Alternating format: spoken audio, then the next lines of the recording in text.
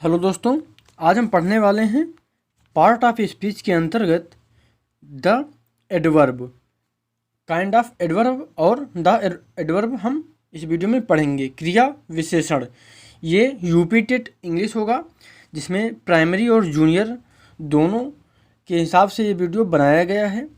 आप अगर primary UP TET और जूनियर यूपी टेट की तैयारी कर रहे हैं तो ये वीडियो आपके लिए बहुत ही महत्वपूर्ण हो सकता है।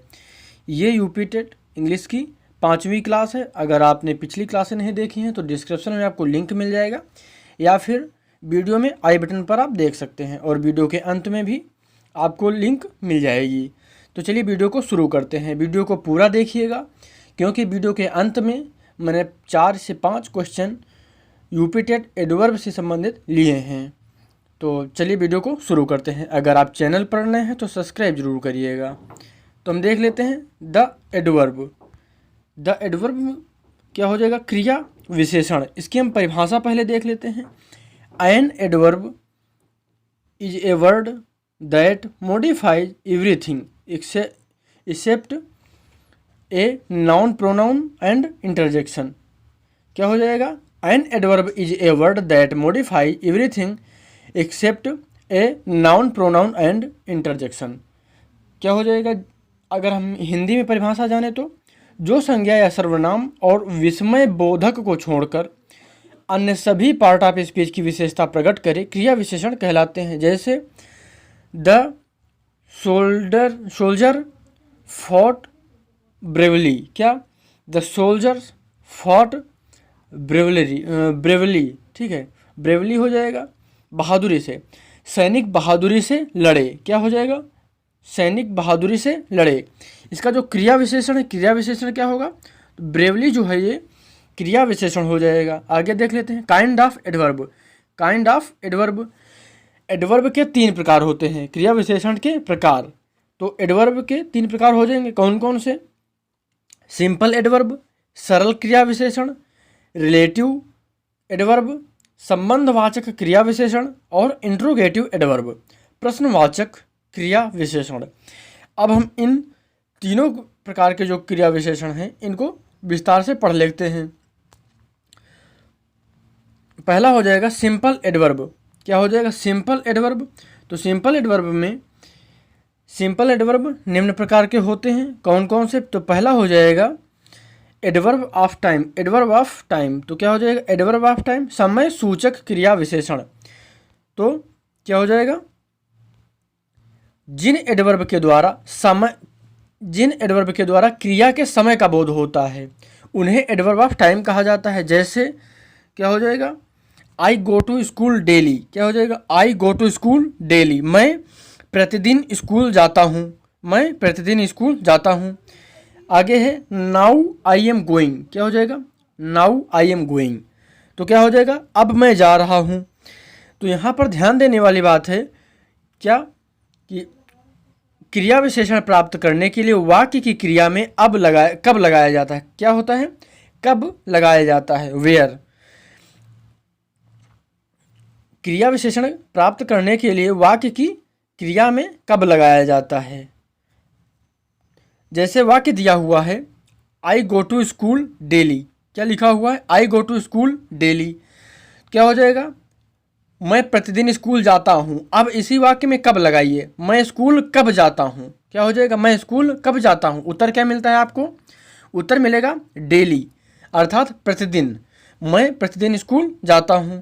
तो यहाँ पर डेली जो है ये एडवर्ब हो जाएगा, एडवर्ब ऑफ टाइम, समय सूचक क्रिया विशेषण। आगे हम देख लेते हैं after, ago, already, yesterday, last year, tomorrow, soon, now, early, before, late, then, today, recently, shortly आदि समय सूचक क्रिया विशेषण हैं। क्या हैं? समय सूचक क्रिया विशेषण।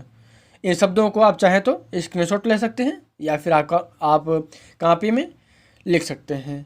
आगे हम देख लेते हैं एडवर्ब ऑफ प्लेस, स्थान सूचक क्रिया विशेषण। स्थान सूचक क्रिया विशेषण क्या हो जाएंगे? जिन एडवर्ब से स्थान का बोध होता है उन्हें एडवर्ब ऑफ प्लेस कहा जाता है। जैसे आई शैल गो देयर। क्या हो जाएगा? आई शैल गो देयर, मैं वहाँ जाऊँगा। आगे है प्लीज कम इन, क्या हो जाएगा प्लीज कम इन। तो जो पहला वाक्य है आई शैल गो देयर, इसका मतलब होता है मैं वहाँ जाऊँगा। प्लीज कम इन इसका अर्थ होता है कृपया अंदर आइए। इन दोनों वाक्यों में देयर और इन जो हैं एडवर्ब हैं, क्या हो जाएंगे देयर और इन जो हैं ये एडवर्ब हो जाएंगे। हम यहाँ पर देख लेते हैं लिखा हुआ है नोट, तो क्रिया में कहाँ लगाने से एडवर्ब ऑफ प्लेस मिलता है। स्थान सूचक क्रिया विशेषण तब मिलता है जब क्रिया में कहाँ लगाते हैं। जैसे वाक्य है आई शैल गो देयर, क्या आई शैल गो देयर, तो यहाँ पर क्या हो जाएगा मैं वहाँ जाऊँगा, मैं वहाँ जाऊँगा, तो क्या हो जाएगा आई शैल गो देयर, मैं वहाँ जाऊँगा। अब इसी वाक्य में हम लगाते हैं कहाँ, तो मैं कहाँ जाऊँगा, तो उत्तर आता है देयर, वहाँ। तो जो देयर शब्द है ये हो जाएगा एडवर्ब ऑफ प्लेस। आगे हम देख लेते हैं here, there, in, out, down, above, below, inside, far, near, anywhere और एवरीवेयर, ये जो शब्द हैं ये स्थान सूचक क्रिया विशेषण हो जाएंगे। आगे हम देख लेते हैं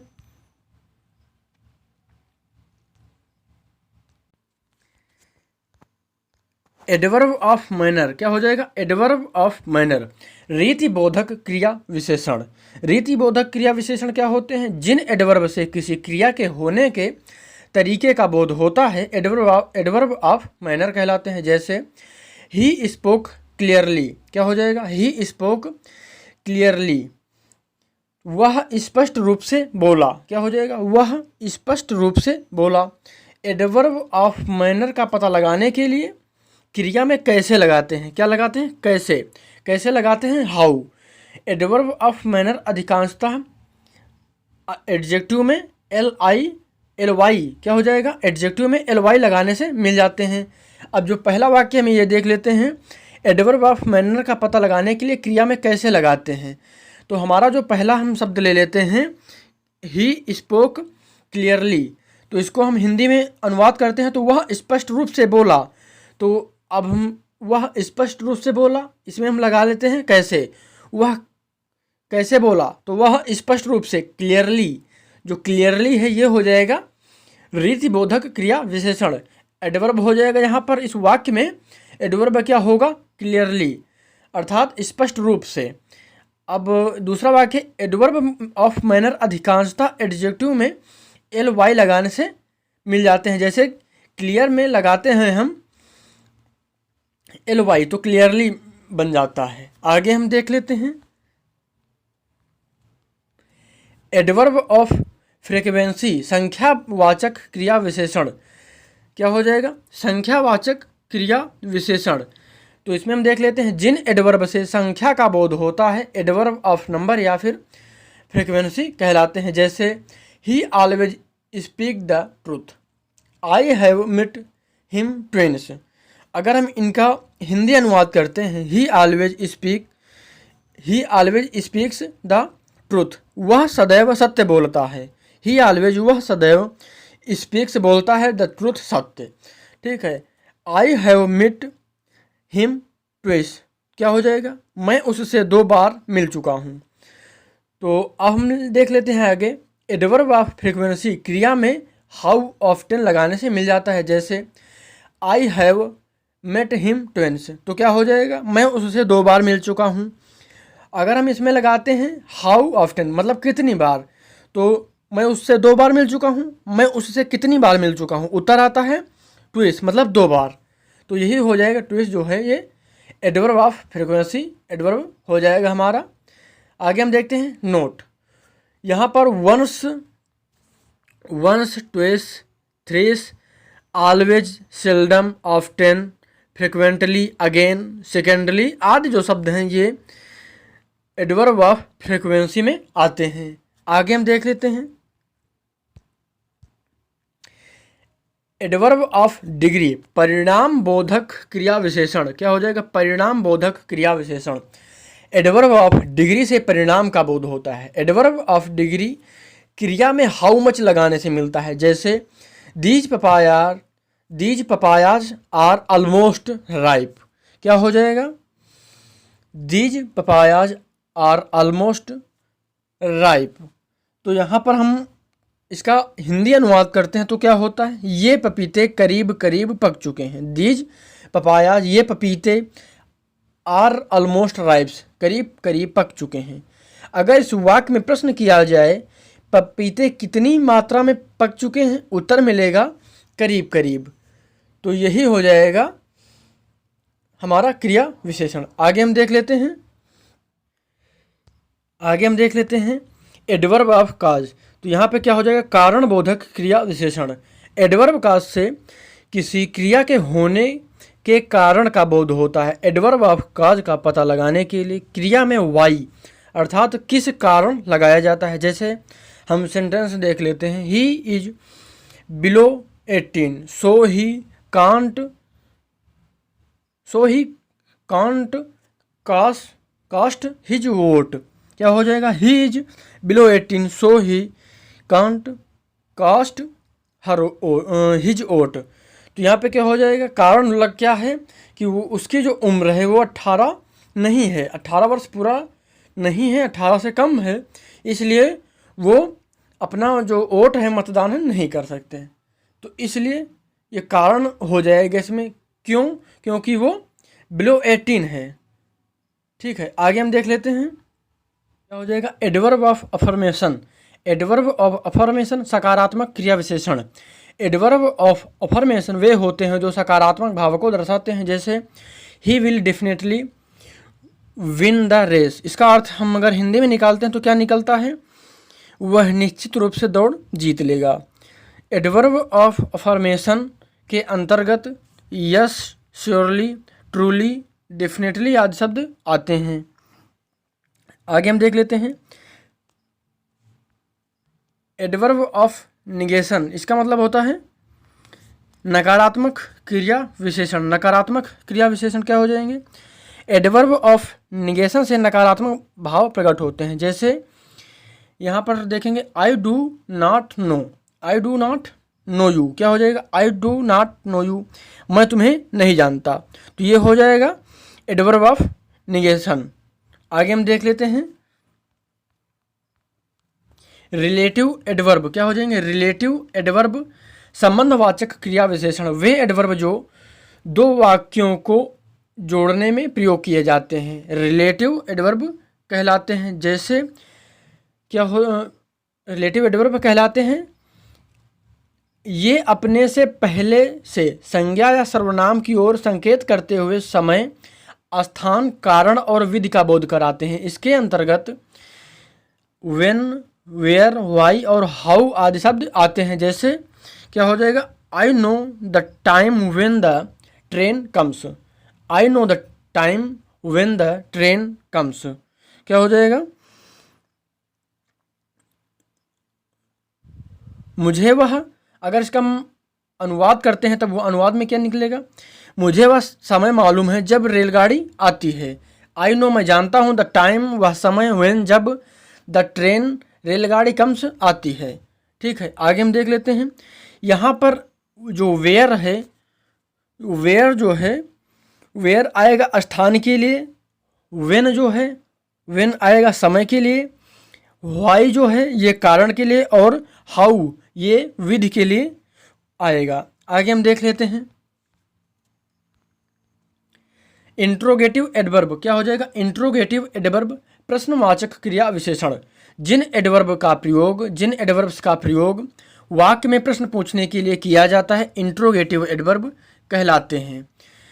जैसे इसमें क्या आता है? Why, how, where, when, how many आदि शब्द आते हैं। जैसे वाक्य लिखा हुआ है, why did you not go there, why did you not go there, तुम वहाँ क्यों नहीं गए। तो क्या हो जाएगा? तो why did you not go there, तुम वहाँ क्यों नहीं गए। आगे हम देखते हैं हाउ आर यू। क्या हो जाएगा? हाउ आर यू, तुम कैसे हो। इसी तरह के प्रश्न पूछे जाने के लिए इंट्रोगेटिव एडवर्ब का प्रयोग किया जाता है। प्रश्नवाचक क्रिया विशेषण का प्रयोग किया जाता है जिन एडवर्ब में, वहाँ पर इंट्रोगेटिव एडवर्ब इंट्रोगेटिव एडवर्ब होता है। आगे हम देख लेते हैं। यहाँ पर कुछ बहुत ही महत्वपूर्ण प्रश्नों को मैंने शामिल किया है। ये प्रश्न जो अभी हमने पढ़ा है उसी के आधार पर है, और इसमें से कितने प्रश्न आपके सही होते हैं कमेंट जरूर करिएगा। देख लेते हैं। Select the adverb of place. क्या select the adverb of place, क्या वो हमारा उत्तर हो जाएगा? क्या होगा? ऑलमोस्ट, आगरा, हेयर या फिर जापान? उत्तर आपको सही उत्तर बताना है।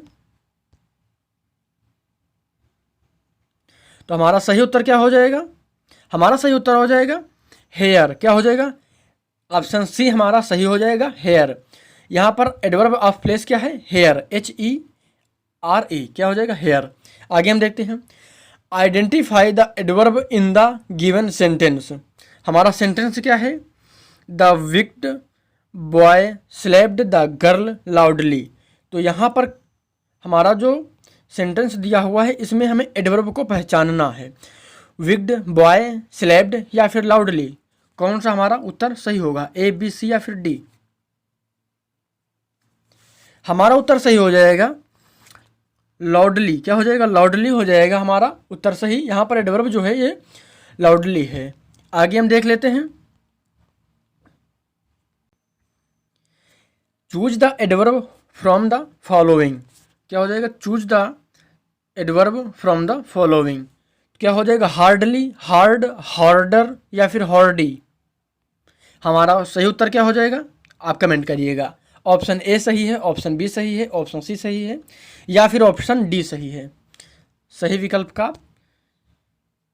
उत्तर कमेंट करेंगे। तो उत्तर हो जाएगा हार्डली। क्या हो जाएगा? ऑप्शन ए हमारा सही हो जाएगा, हार्डली।